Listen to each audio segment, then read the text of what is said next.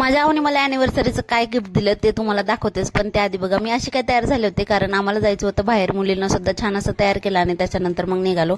आपल्या आयुष्यातले जे स्पेशल दिवस आहेत त्यांना खूप छान असे जगायचे, कारण त्या आठवणी आपल्याला नंतर आठवायला एकदम छान वाटतात, नंतर बघितल्याच्या नंतर एकदम मस्त वाटतात. तर एका हॉटेलमध्ये गेलो होतो, तिथं काय आवडलं नाही, त्याच्यामुळे परत दुसऱ्या एका हॉटेलमध्ये गेलो, पण तिथे इतकी गर्दी होती ना की तिथून सुद्धा आम्ही वापस आलो. 1-2 तास लागले असते तिथे थांबलो असतो तर. त्याच्यानंतर ह्या हॉटेलमध्ये गेलो, छान असं मेनू कार्ड वगैरे बघितलं, तोपर्यंत फोटो काढले जेवण येईपर्यंत. अशी काय ऑर्डर दिली होती, पनीरची भाजी, रोटी आणि नंतर पुलाव घेतला होता. हिची मस्ती इकडे चालू होती. त्याच्यानंतर जेवण हे केले आणि नंतर आलो आम्ही सोनाराच्या दुकानामध्ये. ते म्हणले तुला काय घ्यायचं ते घे, पण सोनं इतकं महाग झालं ते तर काय घेऊ शकत नाही. त्याच्यामुळे मी ही चांदीची जोडवी घेतली. आता घरी आल्याच्या नंतर तेच माझं अगोदर सगळ्यात बघणं चालू होतं की कसे आहेत ते.